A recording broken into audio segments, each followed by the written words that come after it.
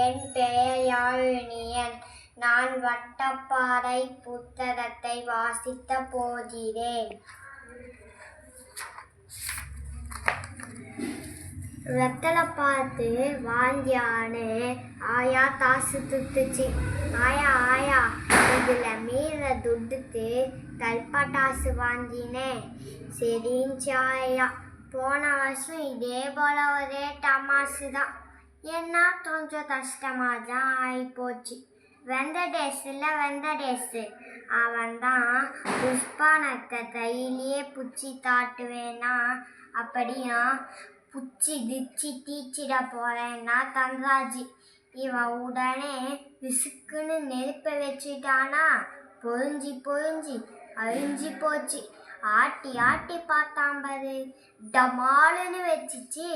கையெல்லாம் சொலன்னு ஒரே ரத்தம். கிருஷ்ணன் தான் ஓடி போய் வாழை மட்டியை பிச்சாந்து சாரி புழிஞ்சு விட்டான். அஞ்சாரி அதான் அந்த ஊட்டாண்ட உடன் நாவமெல்லாம் இருக்குமே அவன்ல. டேய் ராக்கெட்டுக்கு குல்லா போட்டு விட்டா எப்படி இருக்குன்னு தொட்டாந்துச்சு தவுத்து ராக்கெட்டை விட்டானா. ஸ்வங்கின்னு மேலே போய் டமாலுன்னு வச்சிச்சா. செதர்ன தொட்டாந்துச்சியில் நெருப்பிந்துச்சு போல. பாண்டியன் வீட்டு மேலே வீந்து பத்திடுச்சு. துயா முயா அலறி அடிச்சுதுன்னு நெருப்பு அழிச்சாங்க. எந்தலையும் தான் அச்சாங்க. அதனால் நாங்கள்லாம் ஒரு முடிவுக்கு வந்து வட்டப்பாறைக்கு கிளம்பிட்டோம்.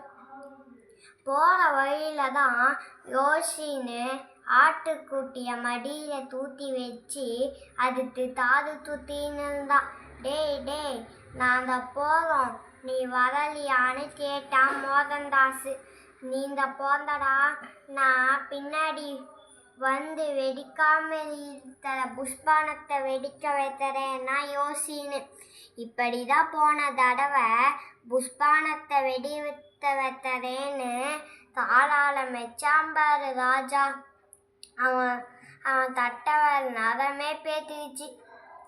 யாருக்கும் தொந்தரவு கொடுக்காம நாங்களும் பட்டாசு பாதுகாப்பா வெடித்ததான் வட்டப்பாறைக்கு கிளம்பிட்டோம். இப்போ எப்படி வெடிச்சோன்னு போய் வந்து சொல்கிறேன். என்ன எல்லாருக்கும் என் இனிய தீபாவளி நல்வாழ்த்துக்கள். நன்றி.